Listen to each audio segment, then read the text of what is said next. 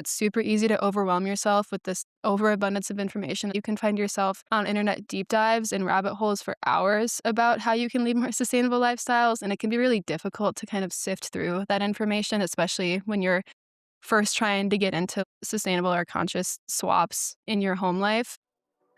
Hey cuties, welcome to the Dark Side of Perfect. I'm your host Maggie, and so far in this section of season 2, we have been talking a lot about cultivating intention with how you make conscious choices, how you listen, how you go about your day, how you view your body.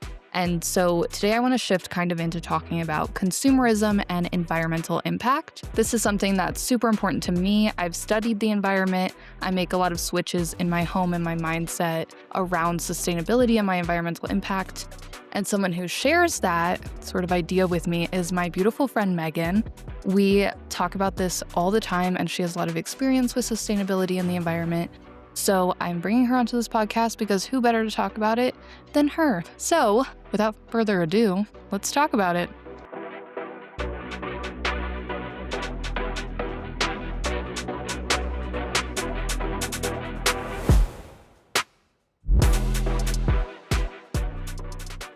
Hi, Megan. Hi, Maggie. Welcome to the Dark Side of Perfect. Thank you. I'm happy to be here. I'm happy to talk about this with you. So, do you, before we get started, want to give a little bit of your relationship with the environment, a little bit about who you are, why you're a good person to talk about this for the listeners to have some context? Sure. Well, I guess to start fairly far back in my life, I grew up on a lake in very rural Minnesota where you kind of have no choice but to be fairly in tune with your surrounding environment because it's kind of all you have to do in rural Minnesota is go outside, spend time in the lake, spend time in the state parks. But I feel like when I was, 5 to 18 years old, I probably didn't really appreciate the outdoor world as much as I do these days. And so I'd say that I became a bit more conscious of my environmental impact around my college years is when I really started thinking about things that I was purchasing, how I can be a more conscious consumer, how I can lead a more sustainable lifestyle, at least within the confines of an 18, 19, 21-year-old girl on a college budget. Context is important. Yes, context is always important. And I had a roommate at the time, actually my junior and senior year of college, where she had made some of these sustainable swaps, I guess. And it was the first time I had ever seen shampoo and conditioner bars, the first time I had ever seen like somebody with a full cast iron kitchen set, first time I ever heard of like a Diva cup, honestly. And I was just like, whoa, so there's just so many options out there that you can choose to make your life more eco-friendly or greener. And then post-college is when I really started thinking about how I could lean more into the environmental space professionally. I didn't graduate with an environmental sciences degree, unfortunately, or anything like that, because I made that decision a little while after college. But I ended up with the Forest Service for about a year, working in fuels and wildfire management and forestry management, which is kind of where I really fell in love with working outside and actually making a fulfilling and measurable impact in the conservation space. And then I moved out to Colorado in Boulder, where I met Maggie. And I worked with a couple nonprofits out here that focus on energy and water conservation, and then another on recycling. And now I work with City of Boulder in invasive species management. Very cool. To talk about the context of the podcast, I know that you've listened to it a little bit, so you probably know like the vibe of where we're going. But today I want to talk about environmental impact, the things that are important to us, and how to be more mindful of the impact and kind of impart our thought process onto the listeners, and how to not be overwhelmed by the idea of all or nothing sustainability.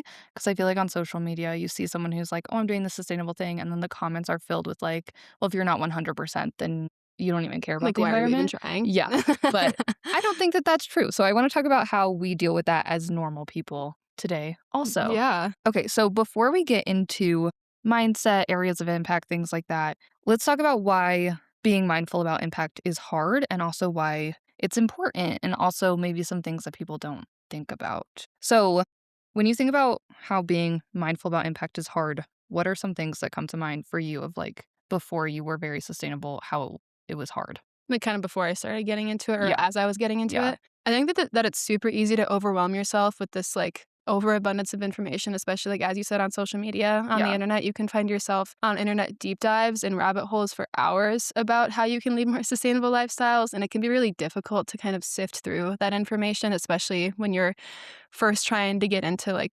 sustainable or conscious swaps in your home life. Yeah. So I think, first of all, just an overwhelming amount of information. And a lot of it can feel really scary and kind of fear mongery, Yeah, or like where people are definitely. intentionally trying to freak you out. Yeah. It makes it feel a lot less accessible. And then on that same note, I think when you're going down the fear-mongering hole, you wanna throw out everything because you're now scared of everything, and Yeah. then everything that you do feels like a sacrifice in the name of the environment, and you Yeah. can't do anything that you love. Right. And so it seems like there's, like, a trade-off in the mindset of people that, like, you have to give up things, including being happy, in order to save the world. Absolutely. No, I agree with that. I'm losing my train of thought. That's okay, start over. But it's like, I don't know, giving up, like, paper towels, Oh, yeah. which is really hard. So Yeah. in my house, I have reusable paper towels. I only use cloths. I buy a huge thing of Costco paper towels once a year, and then I'll use them for, like, things that are too gross for my reusable paper towels or Mhm. whatever.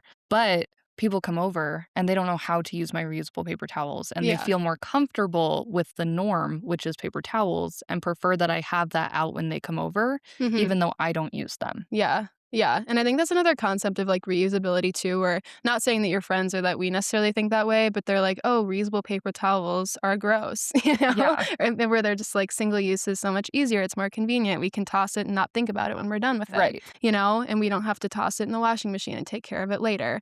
And so that's just also like a matter of convenience there. And then I think there's It's also easy. a level of, like, social media I don't wanna say cuteness, but accessibility of, like, being like, "Oh, yeah, I'm a sustainable girl," but then not wanting to tell people that you're a sustainable girl because then you're worried that people are gonna say the all or nothing thing, and having that be kind of a hindrance to doing it too. It's like, "Okay, well, if I can't tell people I'm being sustainable, then why do it?" Yeah. So it has to be, like, a very personal journey. There's almost like a social media gatekeep, I feel like a Yeah. little bit with trying to like lead sustainable lifestyles, like you said, where if you're trying to do like one certain thing, people are like, well, why aren't you doing this instead? And that also just comes with posting on social media. People are going to come at you for anything.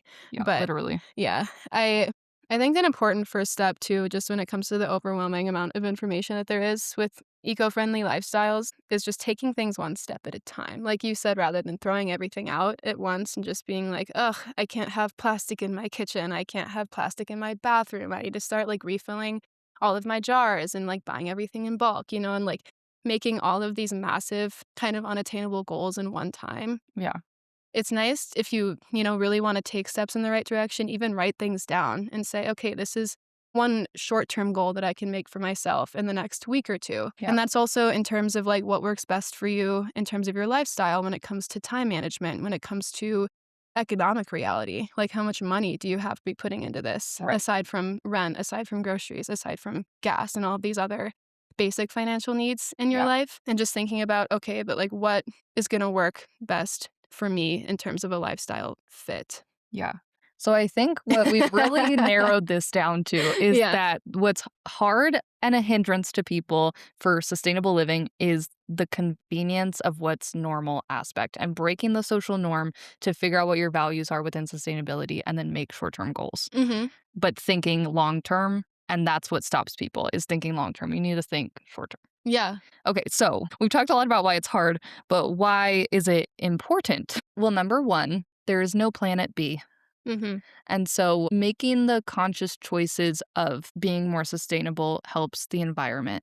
But more than that, I think making sustainable choices in terms of this episode makes you a more conscious consumer Mm. because you have to like really think about what you're buying and take the steps to be very intentional about what you're buying instead of just clicking add to cart and moving on with your day. Mhm. You have to be like, okay, well, what does this do? Is this a part of the area of impact that I am most interested in preserving, which we'll talk about in a second, and things like that? Yeah. Why is it important to you? Well, yeah, just kind of to touch on what you said, I think it's just made me a more mindful person in Yeah. general, just when I go to the store and this could be a good or a bad thing, but standing in the laundry detergent aisle for 25 minutes Mhm. because I'm looking at all of these laundry detergent brands, I'm Googling things, I'm Using reading the Yucca blogs. app, Yes, trying to I'm figure it out. scanning literally every barcode I can see Yeah. just to see if I can get like a 90 or above, Yeah. like looking at all the ingredients and stuff. But yeah, I think that part's really important too. And with a lot of these products that you're buying that are sustainable or eco-friendly, I think it makes you feel more fulfilled as a person, as a citizen, as a consumer, where you're like, okay, I may not be doing everything perfectly. Nobody can do everything perfectly when it Mhm. comes to sustainability, but at the very least, I'm trying my best in terms of what works for Yeah. me, and I'm being more conscious about my purchases. And like, no matter what I'm doing, I'm making some sort of measurable impact, whether it comes to using less single-use plastics, whether it comes to using a laundry detergent that doesn't have, a ton of scents or like additives or something Right. like that. So I think that it can just make you feel better about the products that you're using, about the companies you're supporting. That's a Yeah. big one too. You're not supporting companies that profit off the exploitation of Earth's resources. So it's just kind of made me feel better about my Yeah. individual A little bit choices. more grounded, a little Yeah. bit more mindful. So it's really important for personal growth as well as preservation of our planet. Yeah. Yeah. So I want to talk about the areas of impact as we're going to start talking about like mindsets and how to make sustainable swaps, what we're looking at. So there's a bunch of areas of impact when it comes to the environment. Yeah. But the ones that I narrowed it down to is like consumerism versus thrifting I love this one. and how that looks of doing like instant gratification versus buying it secondhand and how that impacts our landfills, how it impacts what is actually in our closet, the quality of the clothes that we're buying. So like sheen quality versus 1990s vintage coats kind of quality. Y2K, baby. Yeah. And then there's zero waste and plastic, which is a huge sustainable girl topic, is like Hmm. being a zero waster.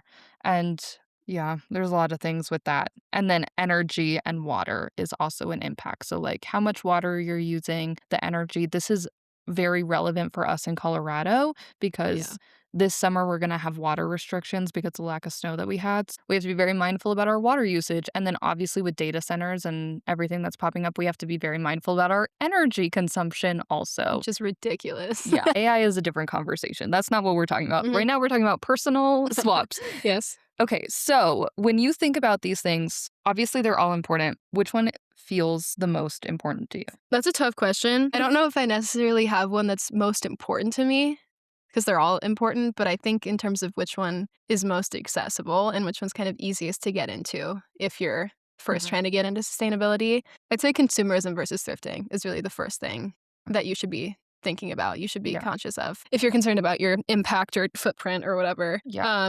And I do want to say living in an apartment versus a house can make these things look different. When I'm Can you say more about especially that? for energy and water, which I know is Yeah. not what we were just talking about, Yeah. but for energy and water, so like for water, I really want to get a rain bucket so that I can start watering Yeah. my plants with rainwater. But then also in apartments versus houses, like how much air conditioning you're using and heating because houses are obviously bigger. And in apartments, it's hard because the heat comes up from the apartment below you. Yeah. And like there's a bunch of other factors. Hmm. And then also zero waste is different in an apartment because I really want to have a compost at my house. Hmm. I'm taking a compost class in June. I'm very excited. Yay. And then I'm going to have my own compost, but doing that in an apartment is really hard, It's almost hard. impossible. And then why would you, I guess the personal ramifications of composting is like to get the dirt, but why would you need that in an apartment? Yeah. And you also just like don't have the space for like a true composting system in an Right. apartment, at least in most apartments, Yeah. because you also don't have a yard usually. Yeah, exactly. So as we're talking about these areas of impact, I just wanted to throw that out there as like a think about your personal context because context is so important. Mm. Megan lives in an apartment. I live in a house. So Yeah. how we think about these things is different now that I live in a house and Yeah. things are different. Especially in terms of short versus long-term housing Yeah. and the things that you buy. Yeah. Because like the apartment that I'm in, I knew I was only going to be in for a year. Yeah. And so you don't really want to buy all of these systems and setups when you know that you're probably going to be leaving in a short amount of time. Yeah. So it's harder to do that. But when Yes. you're in a house and you know Right. you're going to be here for a while. Okay. So we were talking about consumerism and thrifting. I'm Yeah. so sorry. No, you're good. That Okay. was a good tangent. So consumerism and thrifting, I think is also a really easy place to start. But I Right. think it's a hard habit to break. Consumerism is a hard habit to Consumerism. break? Yeah. Absolutely. Especially if you're a chronically online girl. If you are chronically online, girl. Because then Absolutely. you want to click on the link, add it to cart, get it sent to your house. Your Instagram ads will get you. All of your Google search engine ads will get you. It's really hard to become hyper aware of advertisements and fun things on the internet, especially if you're on TikTok, on Instagram, Yeah. on Facebook, on whatever, And the more that you let yourself, I guess, I don't know, fall prey to these sorts of like marketing schemes, the easier it gets to keep doing in the future. And as you said, it's like a harder habit to break. But yeah, I mean, I could talk about the clothing industry for hours. I think textile waste is definitely one of the, well, not I think, but it is one of the major contributors to climate change and just environmental waste and degradation, especially when it comes to all of our cheaply and poorly produced non-natural material clothing that has just been on the rise for the last 3 decades, 4 decades, you know? But with that being said, before we go into how to break the habit, I Yeah. kind of want to talk about breaking the habit of consumerism or plastic usage or water usage, whatever. It's easy to feel a lot of shame and guilt when you're on the start of this journey and then you see an ad and you click buy, get it sent to your house, and you don't even think about it because you're in the process of breaking the habit. So before we go into kind of mindset shifts, I want to talk about the all or nothing mentality and how Mhm. we think about some of the outcomes of impulse purchases or impulse usage or waste. And just how you kind of accumulate things that you maybe purchased thoughtlessly. I think an important thing there is like, don't hate on or shame the person you were a year ago. Yeah. You know, like if the person that you were a year or even 6 months ago was kind of an impulse buyer or just, you know, maybe consumed a bit more than the person you are today would, don't feel like, as we said earlier, you need to kind of toss everything out and start fresh or start anew. Yeah. Kind of make those individual goals for yourself in terms of advancing your sustainable lifestyle. Because what we're talking about is being sustainable for the world, but also being sustainable for your life. So making choices, the best choice that you can make in the moment to progress that life. And then Yeah. if you make a choice that maybe wasn't the most sustainable for the world or most sustainable for your life at that moment, that was a moment in time and you can move forward from that. Keep making sustainable choices that are sustainable Yeah. to your lifestyle and conducive to longevity. And you don't have to be 100% to identify as something. So, like, I think of myself as a very sustainable person or as like a low tox person, as Mhm. whatever I am, as like a granola hippie kind of a girl. But not every single choice I make is in favor of that identity. Yeah, and Like, that doesn't make you a hypocrite. right. Like, I just moved into this house, and so there's a lot of things I had to buy and a lot Yeah. of things I had to do, and as we were moving, we used single-use plastic cups for, Mhm. the time that we were moving, which I just had to be okay with, and now I'm back to using my mason jars, and that was a moment in time, and I have to move forward from that, but that doesn't make me less of a sustainable person. Yeah. So when we're talking about consumerism, I'm gonna ask you a question really quick. Okay. What exactly does consumerism look like to you? When I think of it, I'm just thinking like, I don't know, I guess marketing, going on Amazon, like thinking, oh, I need this and then buying it, like kind of an instant gratification kind of a Just consumerism. like a dopamine hit? Yeah. Yeah. Like going on Shein and being like, oh, this is really cute and not checking the fabrics, not checking Production. production or anything and just being like, oh, that's easy. So I guess the convenience of consumerism is what I think about when I think about it more than just like accumulating a lot of stuff. Yeah. Cause you can accumulate a lot of stuff as a sustainable girl too. You can, absolutely. It's another impact of greenwashing and feeling like there's certain products that you need, Yeah. you know, kind of in order to start this process. And yeah, there's an aspect of consumerism to eco-friendly products also. And I Yeah. think that that's kind of a growing issue as Yeah. well. And greenwashing is so crazy, you never know what you're getting. Yeah, you really got to do deep dives into a lot of these companies and kind of see what you're Yeah. getting yourself And if into. it has a wooden stick on like a dishwasher handle, it's still probably made of plastic. So you gotta check the like manufacturing. Yeah, or if it's maybe, like, unethically sourced wood, you Yeah. know, like, if it's from some rainforest in South America. God, there's so much to think about. Okay, sorry, we're overwhelming ourselves. Our point is that a small change in the right direction can make a big impact, Yeah, and that every choice in favor of this is a step in the right direction, but yeah, that does not mean that every step you make in the other direction is wrong yeah, and erases the impact that you've made in the right direction. absolutely. That's our point. Okay. So there you go. And also, I think to kind of get into the nitty-gritty of just, like, the consumerism versus thrifting. So the consumerism is the problem, thrifting is a solution. A solution. And I think that in terms of easy or not easy, but just easier solutions, to leading a less consumer-centric lifestyle, thrifting is a great option, really in every place that most people live. I'm not going to say every place because growing up in Minnesota, I don't think we had a single thrift store. But in Boulder, Colorado, for example, there's thrift stores everywhere. And so that can be a really nice first step when it comes to clothing. And it just feels really nice for me personally. Makes me feel better about my choices and a bit more mindful about my choices. And you can also feel better about secondhand purchases, even if you do buy Shein or Princess Polly, or some fast fashion product from a thrift store. The point is that it's already been produced, it's already been purchased. You're not alerting Shein or Princess Polly or Zara or whatever that you're purchasing this product, so you're not directly supporting the company. At the very least, you're buying it secondhand. Yeah. And so I think, thrifting is a really nice solution to people who have kind of these consumerism mindsets when it comes to clothing, dishware, household products, whatever. And really, most people can get access to thrift stores. Yeah. As we're talking about thrift stores, I do want to talk about, in my last episode, I talked about cycle syncing and endocrine disruptors and Yeah. things like that. Okay. So, like, thinking about the fabrics that you're wearing and, like, wanting to be 100% cotton and wanting to be, I don't know, in all of these things. And how when you go to a thrift store, sometimes you have to make concessions on the fabrics that you're wearing because thrift stores don't always have 100% cotton. A lot of the time it's polyester.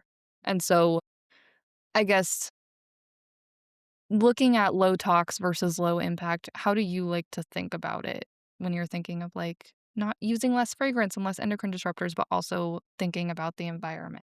I think mostly it's just like at the thrift store when I'm thinking about polyester when I want to be wearing cotton. So do you mean like low tox versus low impact in the sense that you're buying at a thrift store, so it's low impact, Right. but because it's polyester, that means it's like higher toxicity? Right. Okay. I think what you're getting at. I think I see what you're getting at. And so in that case, if we're talking about thrift store and fabrics and like synthetic fabrics specifically, I think low impact, at least if your concern is being more eco-friendly, is probably the more important issue. And especially because cotton is expensive. Buying It is. 100% cotton, Yeah. like workout sets and stuff. Yeah. And then I just try and focus on buying cotton underwear. Yeah. Well, yeah, cotton underwear is the important one for Yeah. sure.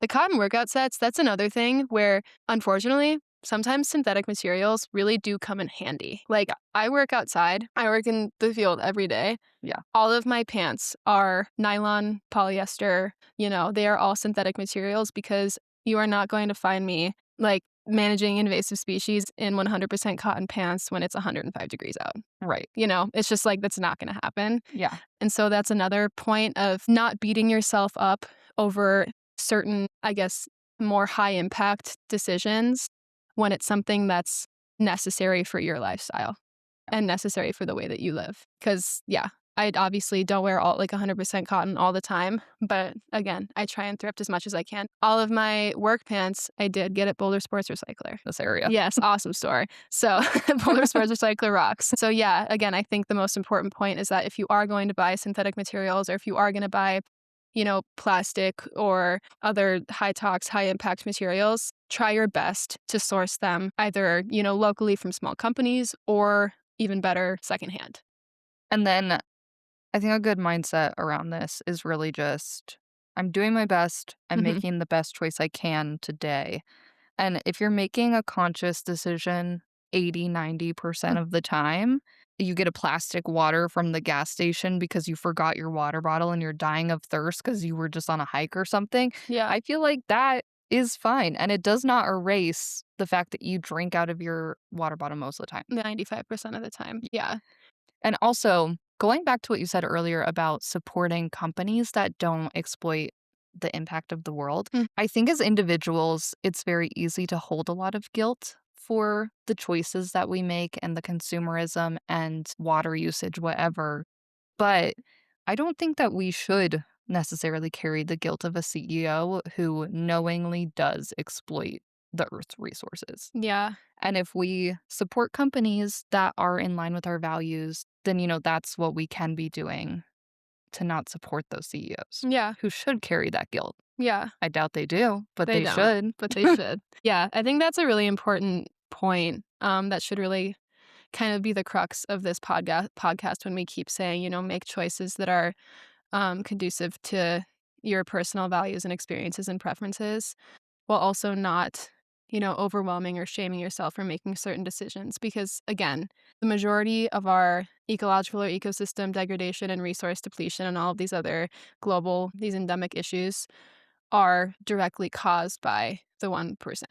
But again, I don't want to use that in order to sway people from making sustainable decisions because your choices do still matter. They do matter. You just shouldn't, as you said, carry the guilt of all of these corporations, poor decisions. And I think that could kind of be a nice segue into talking about production and recycling. Go for it.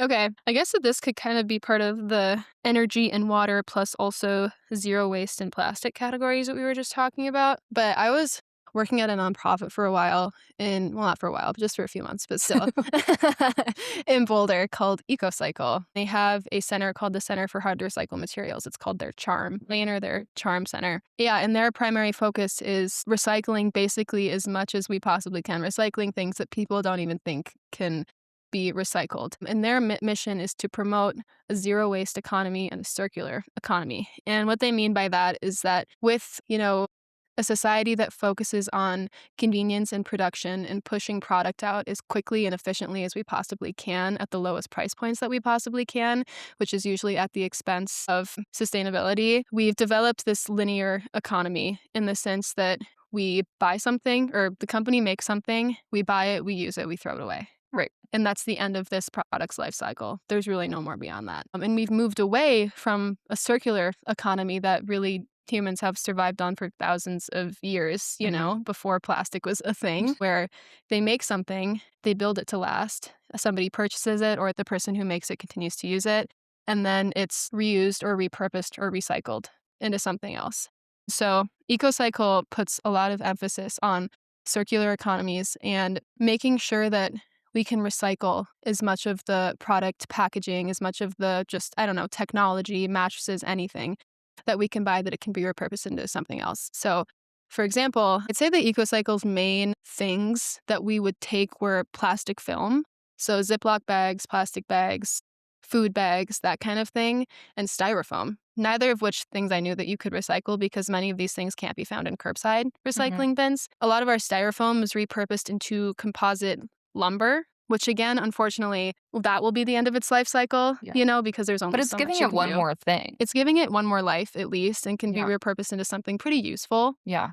And then I can't remember exactly what the plastic film was used for, but we put it in these massive baler machines and it was just baled into these condensed plastic cubes, basically, which I think was also used for some form of composite lumber, which again will be the end of its life cycle, but again, hopefully, is put to something that's a bit more useful. Even giving it one more use in the linear cycle is better than ending it one step earlier. And we would take all sorts of electronics. People would bring in their TVs, their cell phones. We try our best to recycle batteries and precious metals from cables like copper. And we partnered with an organization in Denver called Blue Star Recyclers who would kind of disassemble these electronics, take out any precious metals to salvage. And unfortunately with plastics on these technological items, there's not much you can do. But again, I do know doing their that some best. of them get turned into kitchen utensils. Oh, like the black plastics? Okay, there you go. Well, there's another one. Yeah. EcoCycle is really cool. I think that there should be more of an emphasis on circular economies than we've developed over the last, 5 or 6 decades. Because I don't know if you remember when you were a kid, but there was always incentive to return your soda cans, like your pop cans or something, and you would get money back for it. But we don't do that anymore. There's really no incentive to recycle a lot of these products because the companies don't want them back. Right. They want to keep making new stuff because it's cheaper. Yeah, absolutely. Yeah, or just keep using plastic because it's cheaper and move away from glass and aluminum and actually recyclable materials. So yeah, I guess that's my TED Talk. Which I think is a great segue into mindset shift. Okay. So I guess when I'm talking about mindset shifts, I'm talking about when you're going to buy something or when you're going to throw something away or when you're trying to end a linear cycle or start one, how you should think about doing those things. So for example, at the end of something's life cycle, is there something else that you can do with that? For example, if you're throwing away a glass vase, you can break it and make a mosaic art for your wall. There you go. Or something like that. Mm-hmm. Or when you're going to buy something, the instant gratification we were talking about earlier, maybe having a 48-hour cooling off period. Yeah. And not buying it right away. Mhm. Do you have any like that you think of? Yeah, I mean, I guess clothing keeps coming back to my mind because I think about this a lot. Talking about thrifting. Yeah, girl.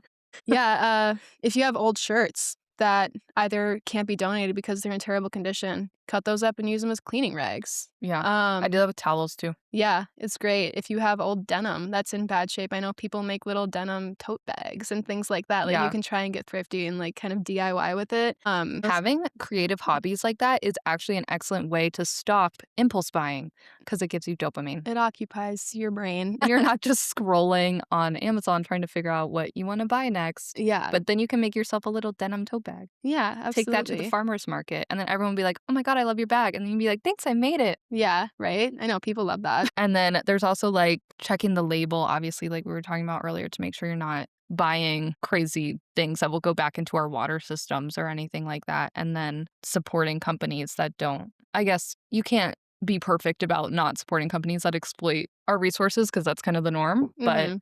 doing Is. your best. Right, just being conscious about it Yeah, because some of it is unavoidable, but yeah. And then I think the biggest mindset is really just, do I actually need this? absolutely. And thrifting first Yeah, yeah. for House. anything. Thrift stores, I think before I really started thrifting, I only thought of thrift stores as clothes, but you can thrift anything. Literally, Megan got all of her dressers and nightstands and lamps. Yeah, from Facebook Marketplace, baby. Yep, which counts. It That's does count. It's secondhand. secondhand. Yeah, it's thrifting. You know, Facebook Marketplace is a great resource, Yeah. especially when it comes to household items. And as we're talking about thrift stores, I think wherever you live, try and expand yourself beyond Goodwill because there are small thrift stores that support local efforts. Yes. Like our favorite one is True Thrift, yeah, the hospice. the And hospice then one. And then Greenwood the animal shelter one. Wildlife Thrift. Yeah, Yeah. that's another great one in Boulder. So, like, we like ones like that support local efforts. Mhm. Goodwill is actually for profit. Yeah, I mean, obviously, it's secondhand. If you only have a Goodwill, great. yeah. But if you can avoid Goodwill, I never go in there. I don't really either. Yeah, but if you live in Boulder, True Thrift and Greenwood and Pig and Pearl are all All great, good. all great options that are locally owned. Let's talk about household swaps that we have made Yeah, to be more sustainable. yeah. Oh my gosh, where do I even start? There's a Like bunch. Let's I'm start small. okay. I'm gonna start in my bathroom. Okay. That was kind of the first spot where I was like, it's easier, I think, to make some of these swaps for me. At least, as I was mentioning, one of my first experiences in college with shampoo and conditioner bars and like Diva cups, I Right. was just like, what can I do here? And at first I was like, oh, there's no way that you can use a soap bar on your hair. You know, it's like, so you hear about these things and you're just like, oh, there's no way that Yeah. works, you know? But that's all it is. It's just like a bar, like condensed form of shampoo and conditioner. Yeah. I've been using them now for 3 or 4 years. And what's nice is they come in cardboard boxes. They're plastic free. I don't think they're that much more expensive than bottles of shampoo and conditioner. Yeah. And they also last me twice as long as bottles do. And maybe it's just because I have thin hair. I don't know.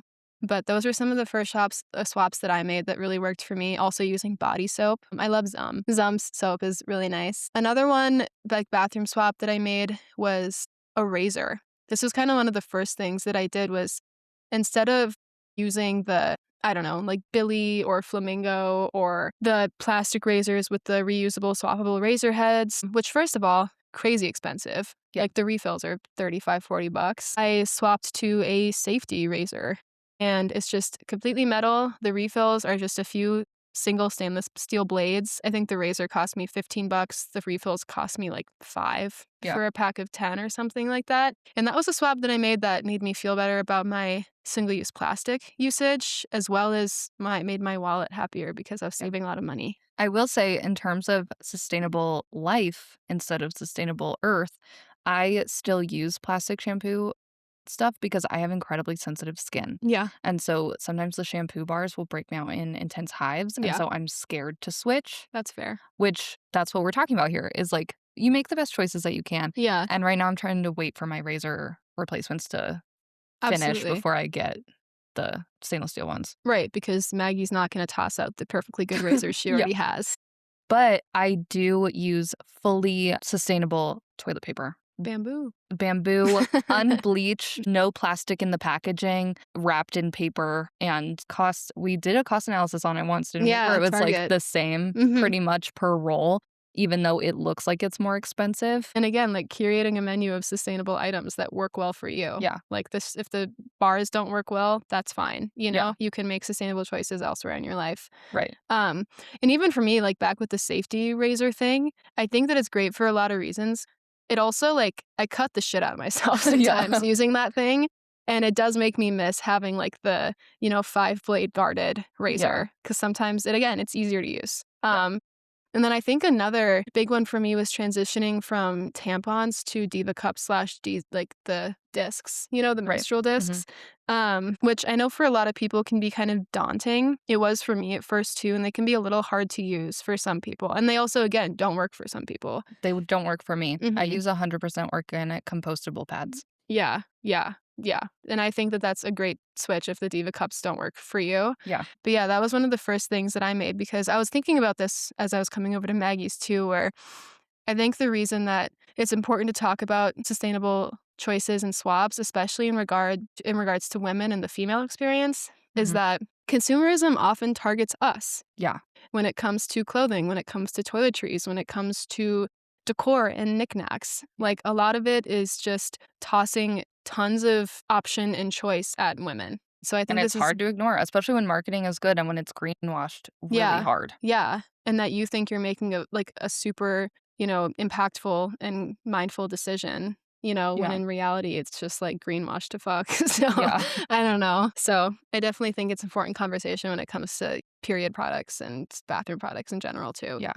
And then, okay, moving on from bathroom, let's move to kitchen. I have a bunch. Yeah, I know The you kitchen have is where I really shine in sustainability. I have all of my wooden that are actually wooden, no plastic dish scrubber things. From the zero waste store, I get replaceable heads for them so I can use the same handle every single time, and then I just replace the head.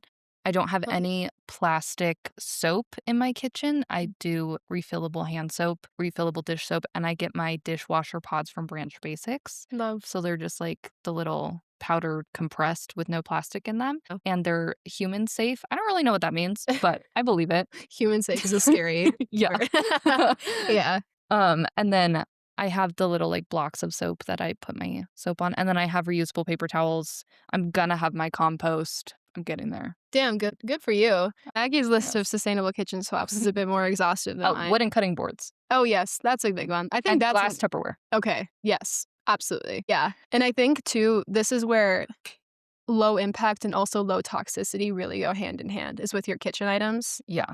Where not only are you making more conscious decisions when it comes to production and materials used, but you're also making decisions that directly impact or are directly related to your overall health just as a person.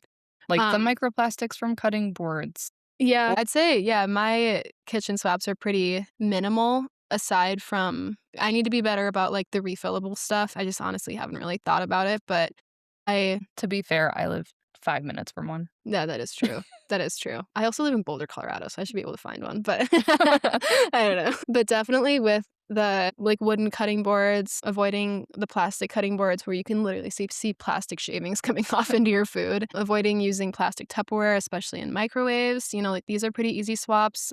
Again, yes, these things can be more expensive, but you can also find pretty cheap, nice Pyrex Tupperware, glass Tupperware at HomeGoods. That's usually on sale. Or Costco. Costco, too. To go back, you don't have to throw away your plastic cutting boards and your plastic Tupperware right this minute after you're done listening to this episode. Yeah, unless you want to. I don't know. Yeah, whatever. Do you.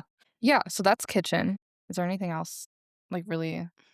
Yeah, I mean, I guess for homeowners, I wouldn't mind just briefly going into sustainable or eco-friendly landscaping. Yeah. Okay. That's your whole jam. Yeah, kind of. Which is also a harder swap. So we're switching from small, easy stuff to kind of harder stuff. Yeah. So go for it. Or at least just like maybe, larger projects and a bit more expensive. So to plug another local nonprofit in Boulder, to drop another name, Resource Central is an awesome spot in Boulder. Their focus is mainly energy and water conservation and also reuse. So they have a massive resource yard that's essentially anything that you could find in your garage, but secondhand. It's basically like a thrifty Home Depot or something. But my focus when I was working at Resource Central was water conservation via grass lawn removal in people's homes in Colorado. So as we know, especially in the state of Colorado and many southwestern states, we are and have been experiencing severe drought for years. But many of us still have grass lawns that are full of Kentucky bluegrass, which is, just not conducive to the ecosystems in these kind of desert areas. So what Resource Central did was we partnered with a lot of local water municipalities around the Front Range. So we'd go to people's homes and they would mark out areas of their lawn that they want to take out. And what's so good about that is that in order to keep your grass lawns green in Colorado, since we don't get a lot of natural rain, you have to use sprinkler systems. And as Maggie said, with water restrictions coming in this summer, people are going to have crazy water restrictions and probably not be able to use their sprinkler systems as often. And then when you have dry grass, it's more susceptible to wildfire and blah, blah, blah. So the great thing about Resource Central is that we'd come in, we'd take up your lawn, we would take all your sod with us, we would dump it at A1 Organics or Western Disposal, and they would compost it.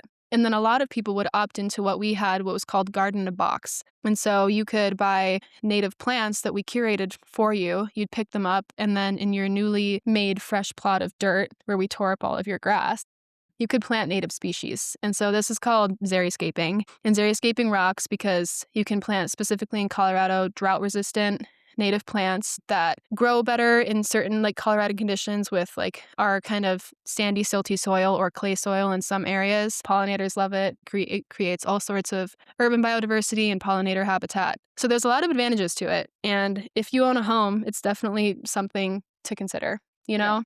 So Cool. that's a larger swap opportunity for people who own And then yards. basically anything that's a harder swap is anything that changes your routine drastically. Yeah. Because there's the large project expensive, which are obviously harder than changing your soap. But anything that changes your routines, I think, is the hardest because then it's okay, well, now I have to figure out something else that I'm doing. Yeah. It's a total shift. Consumerism is really routine altering. Thrifting first instead of buying it on Amazon first, or thinking to yourself, okay, before I buy this on Amazon, I'm gonna go out to, even if it's Walmart or something, and try and see if I can find it in person to reduce that carbon emission delivery exposure. Yeah.